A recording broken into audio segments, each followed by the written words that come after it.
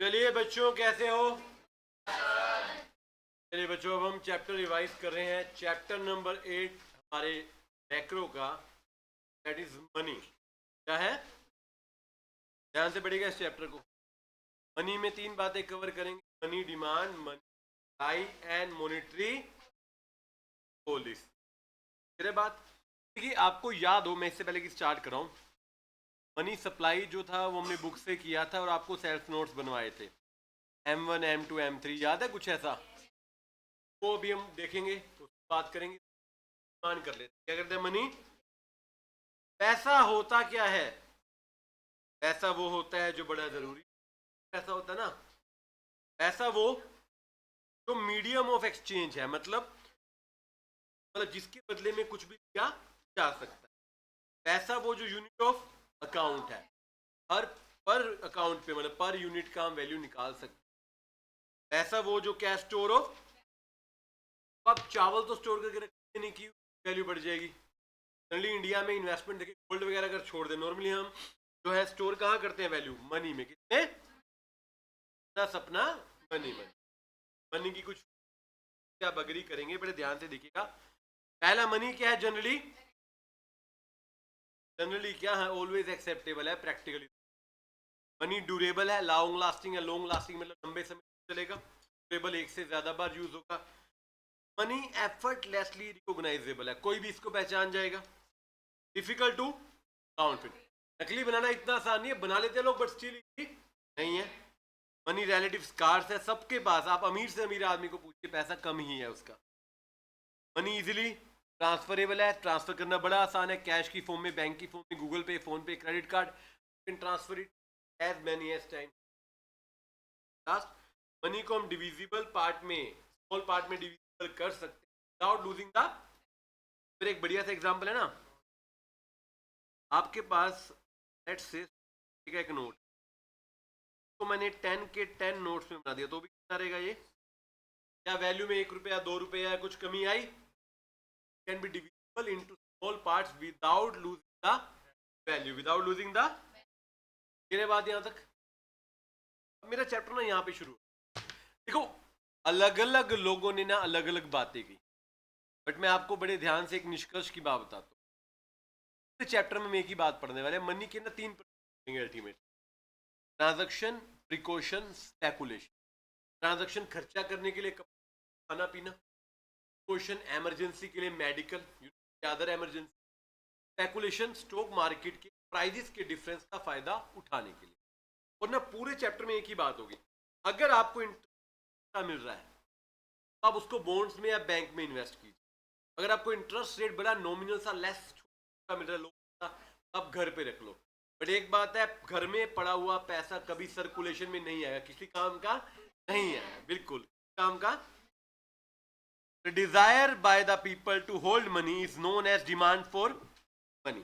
देखिए, चैप्टर ना लास्ट के दिनों में होते हैं तो हम ना इन पे उतना फोकस नहीं, हम मतलब बच्चों की बात कर रहा हूँ, समय तक ओवरबर्डन बच्चा हो जाता है।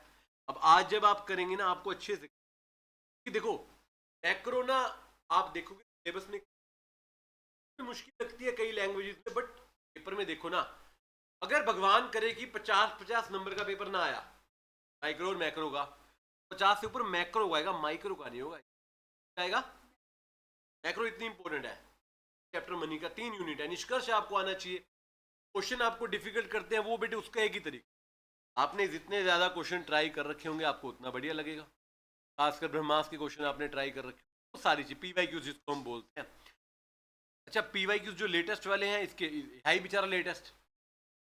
अब देखोगे ये ब्रह्मास्त्र की बुक में आता ही नहीं है, क्योंकि 11 मई 18 से तो आया नहीं, ये तो कब आया? आपको कब आया है चैप्टर?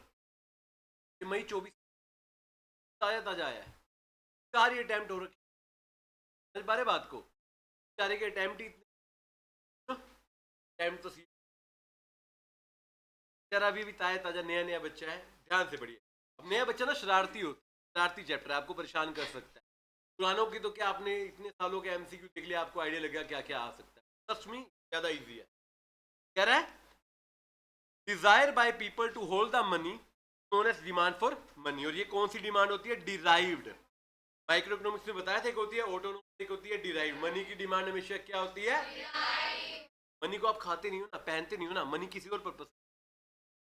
अच्छा, मोटिव मैंने एक ही बारे में आपको तीनों बता दिए, TPS, ट्रांजैक्शन, प्रिकॉशन, तुमको अपना मनी किन बातों पे डिपेंड करता है? आपकी इनकम पर, आपकी रेट ऑफ इंटरेस्ट पर, और डिग्री ऑफ फाइनेंशियल इनोवेशन पर। पहले तो जितनी ज्यादा इनकम उतना मनी की रिक्वायरमेंट, उतना ही मनी जरूरी है, उतना यूज किया जाएगा। इंटरेस्ट रेट का मैंने लॉजिक आपको समझाया। इंटरेस्ट ज्यादा लगेगा, मिलेगा तो आप इन्वेस्ट करो, नहीं मिलेगा तो आप इन्वेस्ट। मैंने एक थर्ड चैप्टर आता है मॉनेटरी पॉलिसी वाला, इसी के अंदर वहां पे मैं कहता हूँ इंटरेस्ट को दो पार्ट में बांट देता हूँ, एक लोन वाला, एक इन्वेस्टमेंट वाला। उल्टा चलते हैं हम लोग, इन्वेस्टमेंट में ज्यादा है तो हम इन्वेस्ट करते हैं, लोन में कम है तो लोन लेते, महंगे भी लेते। मतलब आदमी क्या चाहता है, मुझे रिटर्न मिलनी है वो ज्यादा होनी चाहिए, जो देनी है वो कम होनी। फाइनेंशियल इनोवेशन आपको पता है आज का क्रेडिट कार्ड ऑनलाइन। बेटे स्टार्ट करें। इनकर 7 थ्योरी है, कितनी थ्योरी है? क्लासिकल अप्रोच, इस पे ना एक तो इसके आगे इंपोर्टेंट लिख लो, क्या लिख लो? आंख बंद करके लिख लो, इसके आगे एक एमसीक्यू आएगा, इसी पे एक एमसीक्यू आएगा, अभी मैं बताऊंगा कैसे। Cambridge approach, Keynesian theory, inventory approach, Friedman statement, बाकी सिंपल सिंपल है, कोई इतना मुद्दा नहीं। मेन क्वेश्चन इस पे जो न्यूमेरिकल आएगा वो आएगा क्लासिकल थ्योरी, इसको मैं बोलता हूँ QTM। क्या बोलता हूँ? Quantity theory of. क्या कहता है देखिए, इरविंग फिशर ने दी थी 16th सेंचुरी। देखो बेटे कौन सी सेंचुरी में जी रहे हैं हम? 21st। और अभी हम स्टडी कौन सी पढ़े?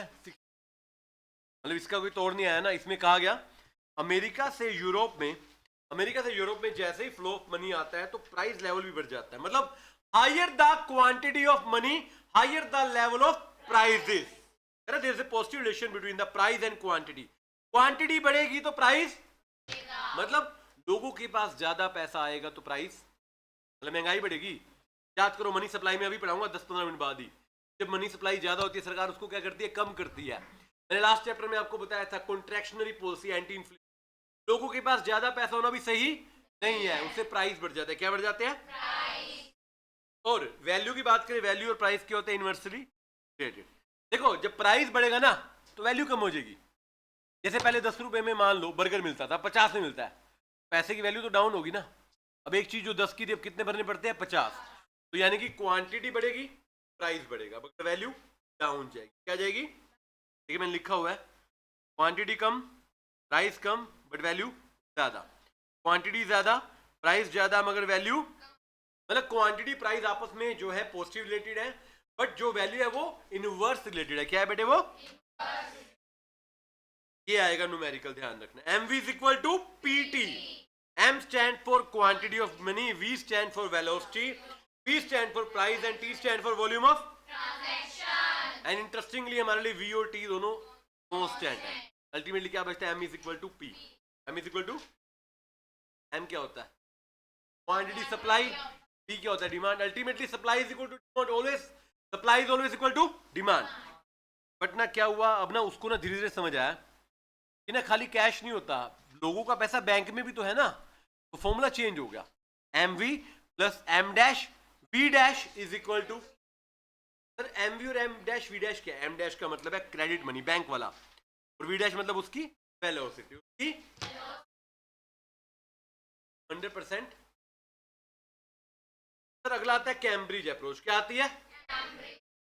कैम्ब्रिज अप्रोच होता है कैश बैलेंस। कैम्ब्रिज कहता है कि ना, तो कैम्ब्रिज एक यूनिवर्सिटी है ना बहुत बड़ी, के प्रोफेसर थे Alfred Marshall, AC Pigou, Robertson. भाई सब तो आते हैं, थ्योरी में भी आते हैं, अपनी में भी आते हैं।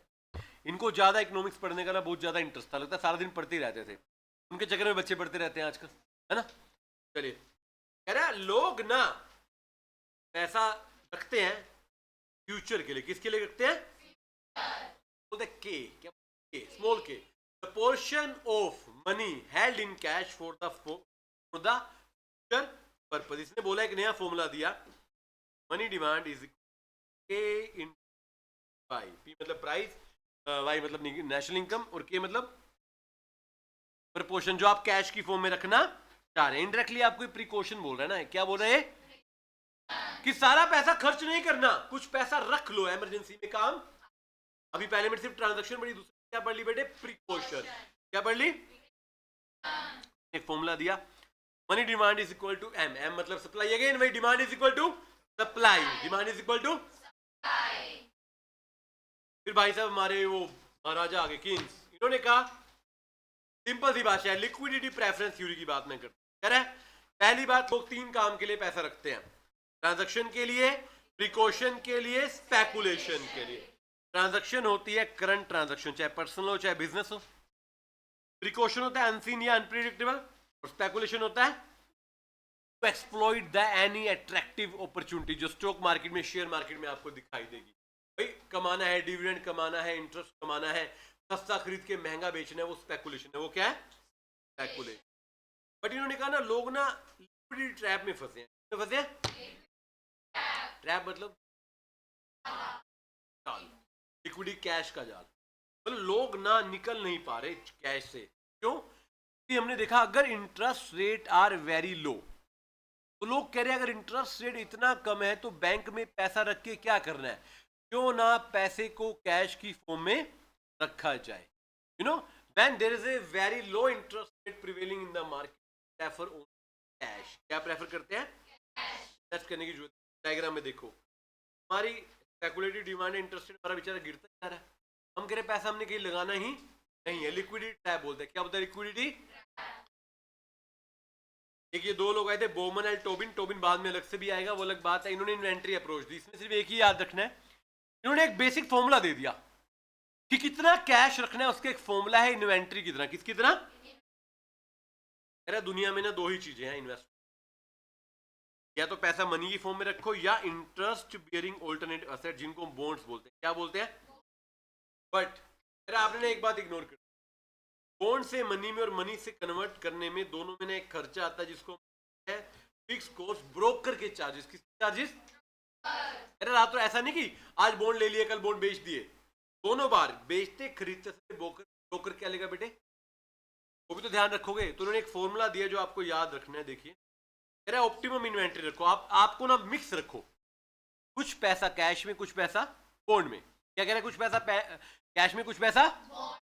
तो हमने पूछा कितना, कह रहे फॉर्मूला देता हूं, कैश का फॉर्मूला दिया इसने, C is equal to, C का मतलब है जो कैश चाहिए आपको, under root 2B by R, under root 2B by are.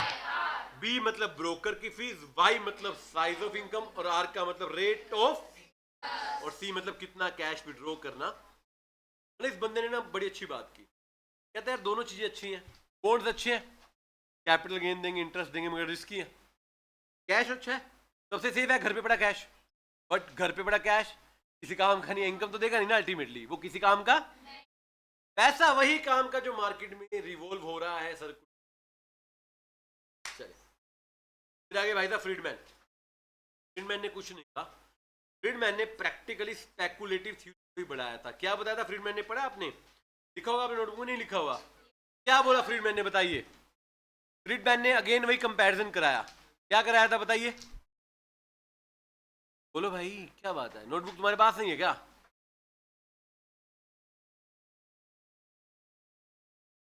क्या बोला? अरे भाई देख के ही बोल दो।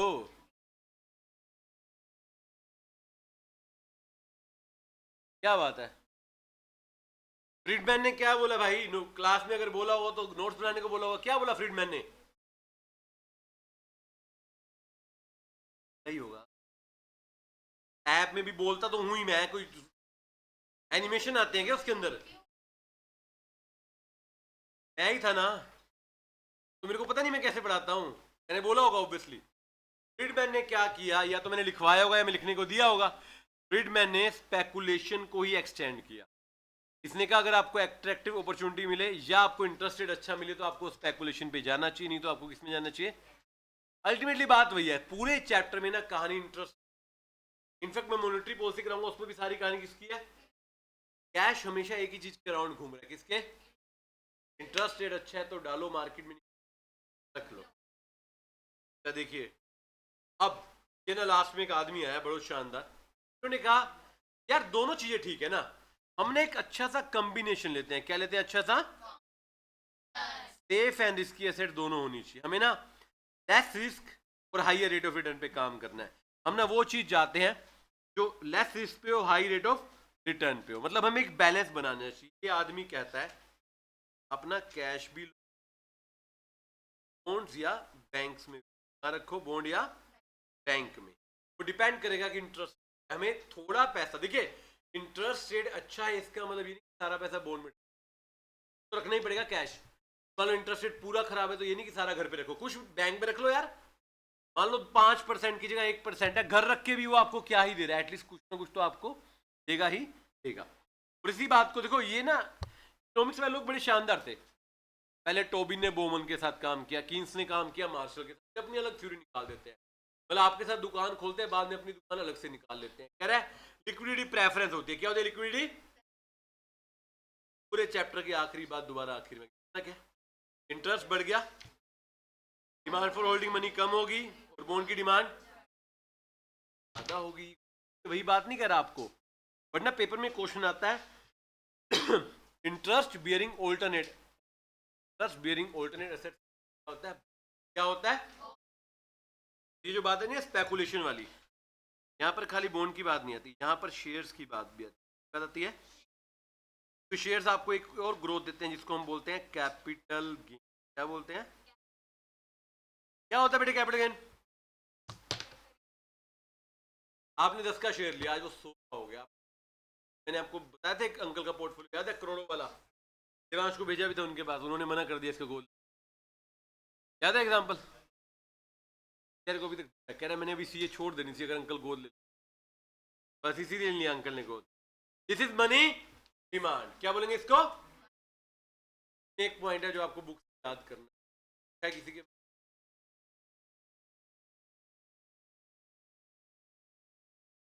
एक ही बच्चा दे दो यार, सबने निकाल लिया।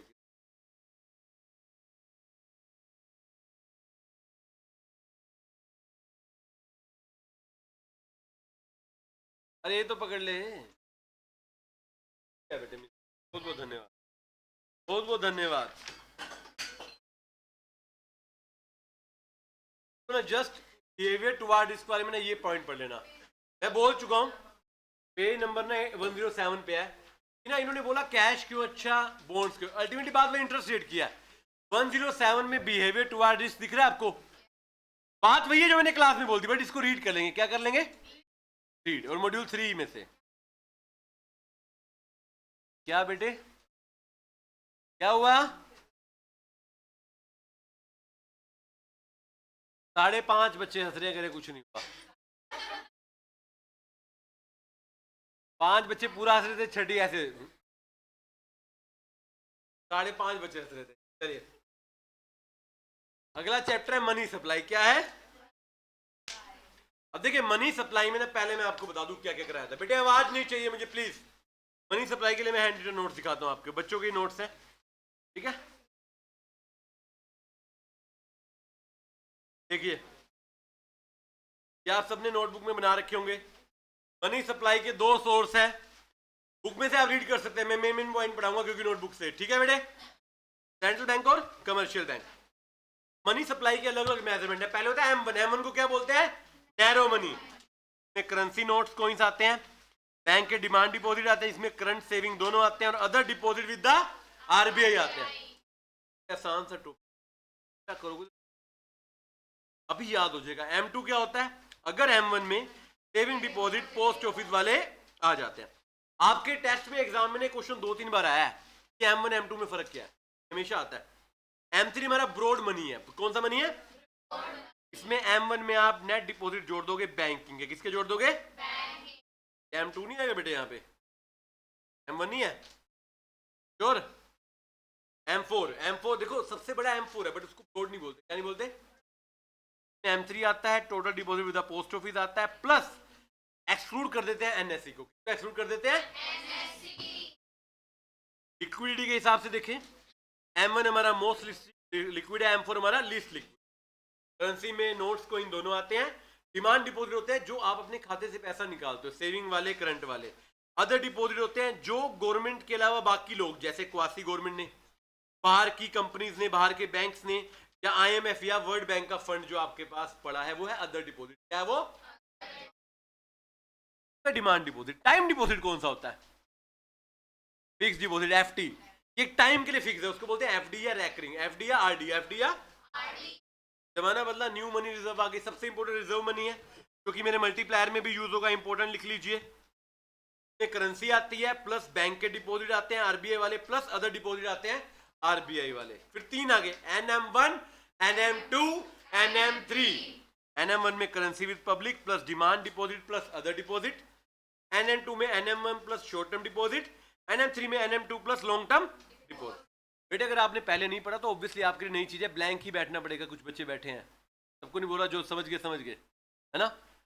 पहले पढ़ना चाहिए था। ये चीज तो आपको घर पे नोट्स बनाने को भी दी गई है। जैसे ही नोट्स हैं आपने भी बना रखे होंगे शायद, उन्होंने बना रखे हैं। Well very good sir. तीन फिर हो गए, L1, L2, L1 था। NM3 में हमने जोड़े सारे डिपॉजिट पोस्ट ऑफिस सेविंग वाले। कौन से वाले? L2 में L1 plus long term deposit plus term borrowing by financial institution plus certificate of deposit by financial institution. और L3 में क्या गया? L2 plus public deposit of, what do you mean by NBFC?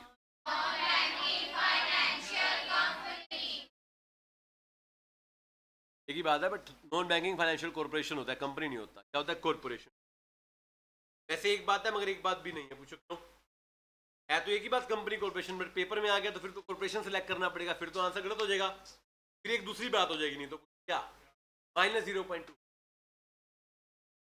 सबसे important topic बेटे यही है जो मैं करा रहा हूं। क्या हुआ गोरी?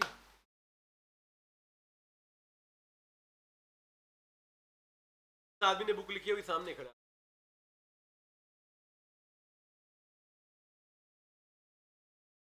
एक गलत अभी बताऊंगी सर को, गलत प्रूफ कर लो बेटे। तुम मुझे हरा दोगे, मैं है ना, क्या दिक्कत है? मेरे को तो मतलब रिजल्ट है ना, चाहे मैं गलत या तू गलत, रिजल्ट नहीं गलत होना चाहिए। ठीक बात नहीं? चलिए, मनी मल्टीप्लायर क्या है? इस चैप्टर में इसके ऊपर क्वेश्चन 100% आएगा। मनी मल्टीप्लायर का पहला फॉर्मूला आपको बताया गया था। अच्छा, मल्टीप्लायर स्मॉल m है लार्ज m है?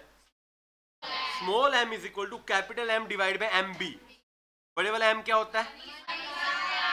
लिखा हुआ है। और ये होता है monetary base. Monetary base reserve money, high powered money, monetary base, RBI money, central bank money, बहुत सारे नाम रखे इसके। ठीक है, ये क्या कहा? अब देखिए, याद कीजिए, बुक में बड़ी डिटेल में तीन बिहेवियर दिखते हैं। हम कहते हैं तीन बिहेवियर, तीन लोगों का बिहेवियर है इसके अंदर। पहला है RBI का। किसका है? RBI का बिहेवियर क्या बताता है? कहता है अगर मॉनेटरी बेस बढ़ेगा तो सप्लाई, तो RBI को जब भी सप्लाई बढ़ानी है क्या बढ़ाएगा? वो मॉनेटरी, मतलब नई करेंसी इशू क्या कर देगा? दूसरा क्या होता है? कमर्शियल बैंक का, ERD बोलते हैं ना इसको, एक्सपेक्टेड रिजर्व का अमाउंट, एक्सपेक्टेड इसका इनवर्स रिलेशन है। इसका क्या है? अगर बैंक ज्यादा रिजर्व रखेगा तो सप्लाई कम होगी, क्योंकि वो पैसा रखेगा, बांटेगा नहीं। अगर वो रिजर्व कम रखेगा तो बेस हमारा क्या हो जाएगा? ज्यादा। क्या हो जाएगा? तीसरा किसका बिहेवियर है? पब्लिक का। किसका है? C/D, cash by deposit. जनता जितना पैसा घर पे रखेगी उतनी सप्लाई क्या होगी? कम। मल्टीप्लायर भी क्या होगा? क्योंकि पैसा वो मल्टीप्लाई होता है जो मार्केट में, बैंक में जाता है। जो घर पे पड़ा वो किसी काम का नहीं है। क्लियर है बात? ये तीन बातें बताई थी आपको, लिखी होनी चाहिए आपके पास। ठीक है। अच्छा, फिर एक था गवर्नमेंट एक्सपेंडिचर। अगर सरकार खर्चा बढ़ाएगी तो सप्लाई बढ़ेगी, सरकार खर्चा कम करेगी सप्लाई कम होगी। और एक और तरीका था हमारे पास, आपको याद हो, ओवरड्राफ्ट के लिए, वे एंड मींस एडवांसेस। अगर आपको छोटा मोटा लोन चाहिए, पैसे चाहिए, किससे? सेंट्रल बैंक से। किसको चाहिए? सरकार को। सरकार को पैसा चाहिए, सरकार RBI में फोन करती है, भाई साहब पैसे, सरकार वो कहता है आ जाओ भाई साहब, बोलते हैं वे एंड मींस। अब देखिए क्रेडिट मल्टीप्लायर, अगेन वही है, फर्क क्या है? एक और फॉर्मूला है जो ऊपर आपने पढ़ा, वो मनी मल्टीप्लायर था। अब क्या? Credit multiplier. न्यूमेरिकल क्वेश्चन में दोनों क्या है? Same. M is equal to 1/R। अगर आपका रिजर्व रेशियो मान लीजिए 10% है, या 10 नहीं लेते यार, 25% है, आपका रिजर्व है 25% ना, मल्टीप्लायर क्या होगा? 1 डिवाइड बाय आ जाएगा 4। तो मतलब अगर आपने 1000 पे लगाए, 10,000 लगाए अल्टीमेटली वो कितने बन जाएंगे? इसमें एग्जांपल याद है, एक आदमी ने 1000 रुपए लोन लिया, जमा करा दिया, फिर हमने 10% काट के 900 रुपए दे दिया, फिर हमने उसके बाद 810, 729 ऐसे चलते रहे थे, लास्ट में 10,000 कुछ बन गया था, याद है आपको? तो मल्टीप्लायर के दो फॉर्मूले आ गए, yes, m by M B और 1 बाय आर। आपको एक ओरिजिनल बात, तो ओरिजिनल फॉर्मूला दिखाऊं आपको। आप जो फॉर्मूला पढ़ते हो ना बेटे, small m is equal to capital M by, वैसे ओरिजिनल फॉर्मूला ये था, capital M is equal to M into M B. ऐसे भी आता है, सप्लाई भी निकालनी आती है, लिख कर ले लो। एक क्वेश्चन मल्टीप्लायर पे आएगा और एक क्वेश्चन एग्रीगेट पे आएगा, जो मर्जी हो जाए, ये मिनिमम है। ये क्या है? ज्यादा से ज्यादा तो प्रभु इच्छा कुछ भी आ सकता।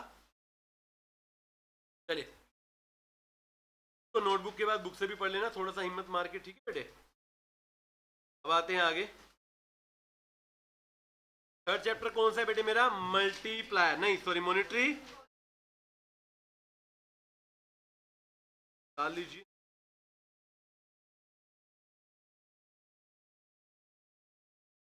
चलिए, वेरी सिंपल है। इस चैप्टर में दो बातें की जाएंगी गिनकर मेनली। एक तो वो इंटरेस्ट रेट वाली कहानी दोबारा घुमाएंगे, interest rate channel, balance sheet channel, ये चैनल वो चैनल, और फिर कराएंगे अपने instruments, repo, reverse repo, MSF, है ना? तुमको सब आता है बेटे, पेपर किस दिन भूल जाते हो ना? भूल दे, तेरे हाईएस्ट नंबर आए थे इस वाले, है ना? ये ऑब्वियस, देखो ये भी एक ना तजुर्बा है, जिस चैप्टर में आपके ज्यादा है ना उसको पकड़ के रखो कि वो आपके लिए अच्छा है। हम उल्टा चलते हैं, हमें जो अच्छे से आते हैं चल इसको छोड़ दूं। वीक पॉइंट पे मेहनत करनी है, बट स्ट्रॉन्ग को तो हमेशा संभाल के रखो, हमेशा आपके काम आएगा। पेपर फंसेगा तो वही आपके काम आएगा। चैप्टर का नाम तो मनी है, मनी तो वैसे भी काम ही आता है, ऐसा ही काम आता है हर जगह पे। नींद नहीं आनी चाहिए, ऐसा आना चाहिए, ऐसे मुंह का ब्रह्मांड दिखा रहे हैं। चलिए, 8.3 आपकी बुक में मॉनेटरी पॉलिसी क्या है? मॉनेटरी पॉलिसी देश का सेंट्रल बैंक बनाता है। हमारे देश का सेंट्रल बैंक है RBI। ये मैनेज करता है इकोनॉमिक फ्लक्चुएशन को, प्राइस स्टेबिलिटी को। सेम बात है जो मार्केट फेलियर में भी आती थी। 4 ऑब्जेक्टिव है इसके। कितने ऑब्जेक्टिव है बेटे?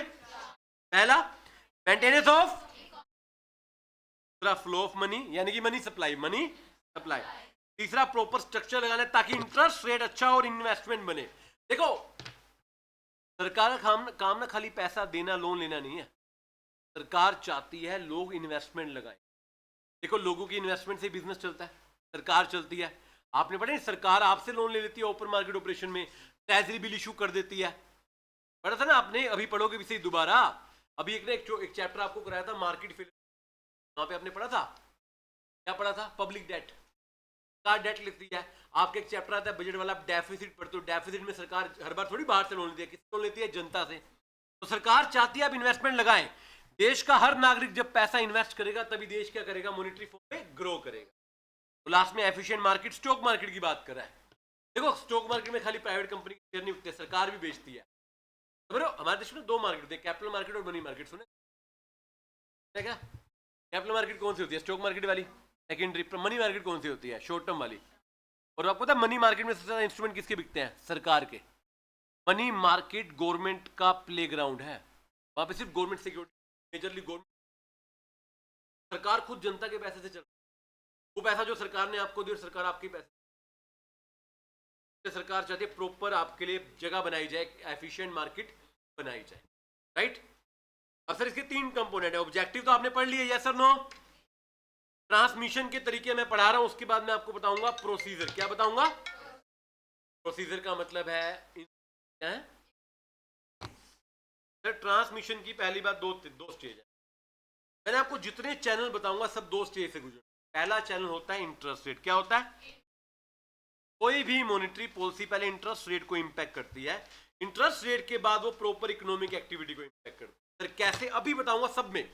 मैं किसी भी ट्रांसमिशन के चैनल का नाम लूं, उसके अंदर आएगा क्या? इंटरेस्ट। मतलब आप एक बात देखिए, पूरे मनी के चैप्टर में सबसे ज्यादा चर्चा किसकी हो रही है? किसकी हो रही है? देखिए मेरे पास चैनल है, पहला interest rate channel. Interest rate या सेविंग चैनल, बड़े ध्यान से समझना बेटे। अगर बैंक डिपॉजिट पर इंटरेस्ट कम होगा, बैंक डिपॉजिट पर इंटरेस्ट तो लोग सेविंग कम करेंगे, खर्चा ज्यादा करेंगे। यही करोगे ना आप, करो बैंक में पैसा डाल के फायदा क्या, उड़ा देते हैं, क्या करते हैं। जिंदगी तो अच्छे से जी लेंगे, बट लोन पे इंटरेस्ट रेट कम होगा, फिर आप लोन लोगे फिर भी आप खर्चा ज्यादा करोगे, बात है ना। लोन सस्ता होगा तो भी आप खर्चा कर रहे हो, बैंक का सेविंग का इंटरेस्ट सस्ता है तो भी आप खर्चा कर रहे हो। अगर लोअर लैंडिंग रेट है बिजनेस के लिए लोन, बिजनेसमैन किस पे खर्चा करेगा, इन्वेस्टमेंट पे, कैपिटल गुड्स पे। देखो आपका कंज्यूमर गुड्स का खर्चा और बिजनेस का कैपिटल गुड्स का खर्चा, दोनों में इकोनॉमी के लिए बेटर कौन सा है? दोनों है बट ज्यादा कौन सा है, कैपिटल। तो अब ना यहाँ पे ना इस चैप्टर में दो बातें चलेंगी। जब भी मैं इंटरेस्ट बोलूंगा एक बार आप इंटरेस्ट समझना डिपोजिट वाला कौन सा बेटे, दूसरा समझना लोन वाला, दूसरा समझना।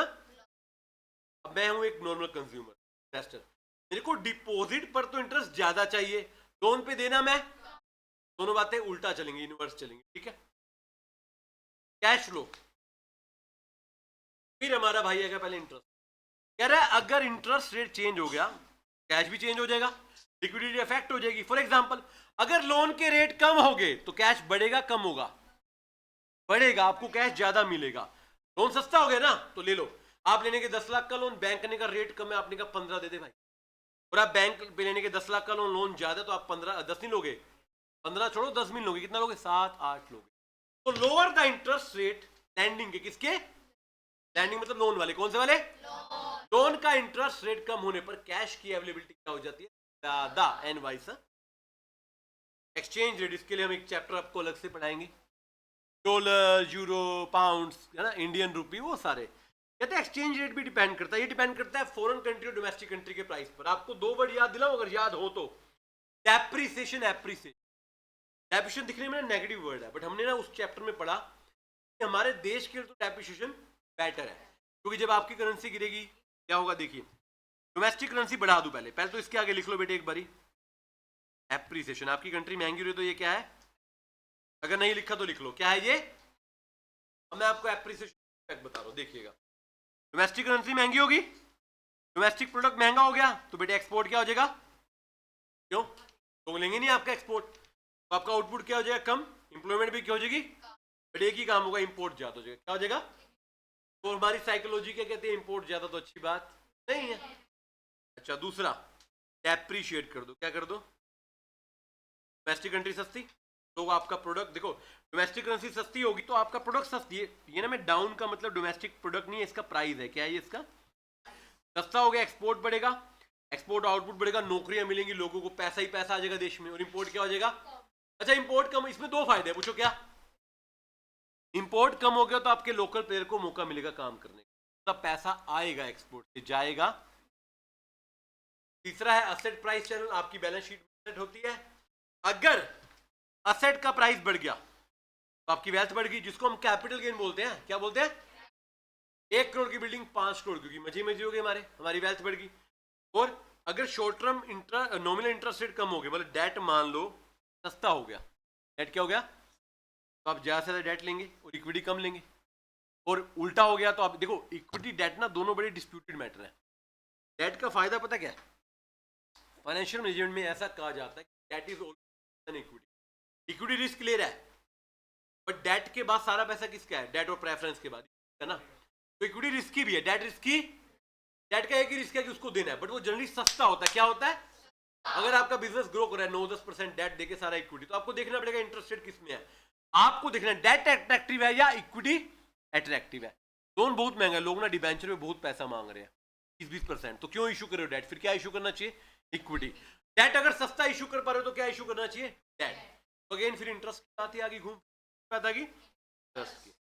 लास्ट है ना बैलेंस शीट, बैलेंस शीट में एक वर्ड देखते हैं हम, कॉस्ट ऑफ कैपिटल। कैपिटल पता है क्या होता है, क्रेडिट की कॉस्ट, लोन की कॉस्ट। अगर लोन महंगा होगा, आप सुनेंगे सिर्फ मेरी बात को, अगर लोन महंगा होगा मतलब इंटरेस्ट रेट ज्यादा होगा तो बैलेंस शीट वीक होगी स्ट्रॉन्ग होगी, वीक, क्योंकि लायबिलिटी ज्यादा हो जाएगी, इंटरेस्ट ज्यादा देना पड़ेगा। लोन सस्ता होगा तो बैलेंस शीट क्या होगी, स्ट्रॉन्ग। मतलब एक बार हमने असेट की तरफ से बात की, एक बार हमने लायबिलिटी की तरफ से बात कर ली, अल्टीमेटली घूम के क्या हो रहा है देखिए, अगर कॉस्ट ऑफ क्रेडिट ज्यादा हो गया बैलेंस शीट वीक है, वेल्थ कम, आउटपुट कम, और लास्ट में देखो हर चीज लिंक है ना, आपकी वेल्थ कम होगी, आपका बिजनेस कम होगा तो बेटे आप क्या करेंगे, एम्प्लॉयमेंट भी क्या कर देंगे, कम, लोगों को नौकरी से निकाल देंगे। तेरे बाद या सुनो, चलिए सर, दो तरह के इंस्ट्रूमेंट होते हैं, याद कीजिए, क्वांटिटेटिव और क्वालिटेटिव। सर मार्जिन रिक्वायरमेंट, कितना मार्जिन रख के बाकी लोन देना, सिक्योरिटी वाली बात कर रहे हैं। मोरल सिचुएशन, मोरल प्रेशर डालना, कोई बैंक ढंग से काम नहीं करेगा तो मोरल प्रेशर, तो धमकी दो, क्या दो, धमकी, या फिर डायरेक्ट एक्शन ले लो। भारत सरकार के आरबीआई के रूल के हिसाब से ना पेटीएम पे एक्शन लिया गया था, पेटीएम बैंक बंद कर, यानी होता है क्रेडिट रैशनिंग। क्या होता है क्रेडिट? हम ना बता देंगे कौन कौन से एरियाज को कितना कितना क्रेडिट देना है, लाइक हाउसिंग लोन कितने देने हैं, सर्विस सेक्टर को कितना देना है, एग्रीकल्चर को कितना देना है, एजुकेशन को, कार को, होम को, वो सारी बातें मेन है इधर वाले। क्वांटिटी में पहले 3 रेशियो है, CRR, SLR, फिर MSS में पॉलिसी रेट आते हैं, bank rate, LAF, repo, reverse repo, MS। मैंने आपको बताए थे फुल हर जगह शायद लिखी होंगी। CRR क्या होता है? क्या होता है? हर एक बैंक को आरबीआई के पास कुछ कैश रखना, अपने पास या आरबीआई के पास? तो क्या रिलेशन है? इनवर्स। क्या है? सीआरआर बढ़ेगा सप्लाई कम होगी, सीआरआर कम होगा सप्लाई। एसएलआर स्टैट्यूटरी, ये वो रेशो है जो आपको बताता है कि आपको लिक्विड फॉर्म में एसेट को रखना है, बट अपने पास। किसके पास? अपने पास। ये भी क्या रिलेशन है? इनवर्स।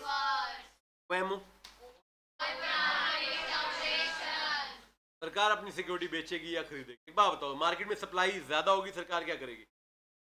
लोगों के पास पैसा ज्यादा है, बेच दो, जनता का पैसा ले लो। पैसा कम होगा तो रिडीम, रीपेमेंट कर दो। तेरे पास? अरे भाई क्लियर है? yes, sir। बैंक रेट, वैसे बैंक रेट बंद हो चुका है।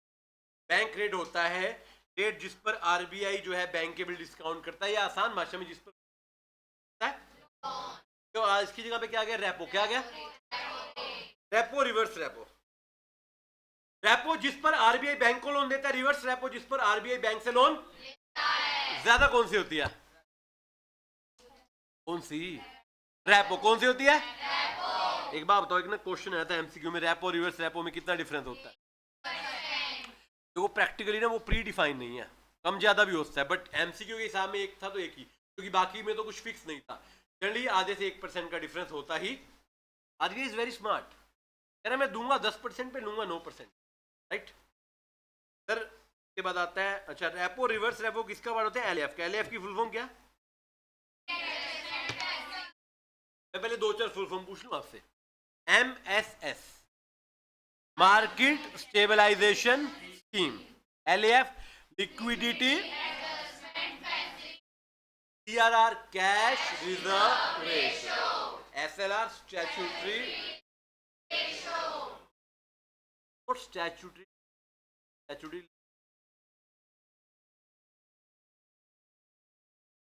पूरी निकाल दी बुक। MSF का मतलब, MSF मार्जिनल स्टैंडिंग की बात करते हैं। ये ना आरबीआई का रेट है। आरबीआई कहता है रेपो रेट से एक्स्ट्रा लूंगा 1% जनरली, इमरजेंसी में लोन दूंगा। कब दूंगा?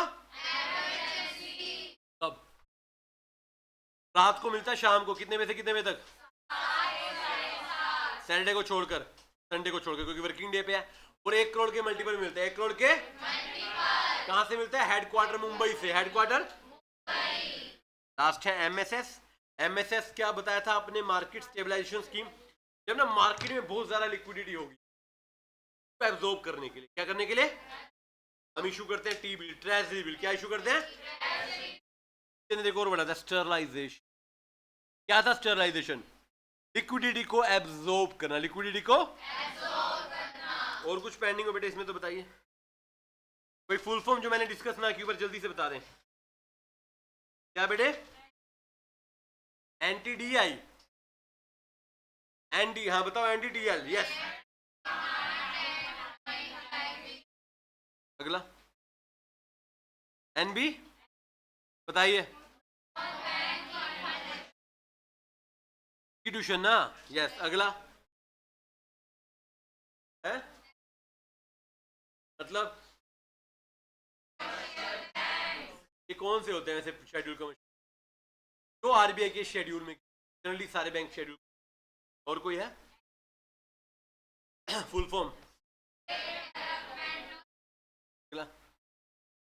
बस, फुल फॉर्म बस की फुल फॉर्म बेटे नहीं लिखी हो एब्रिविएशन? लिखी होनी चाहिए थी। अब देखो इसलिए तो बोलते हैं साथ साथ काम किया जाए तो ज्यादा अच्छा। ठीक है, चलिए अभी के लिए चैप्टर नंबर 8 यहां पर क्या करते हैं, बोलेंगे जय श्री राम, जय माता दी।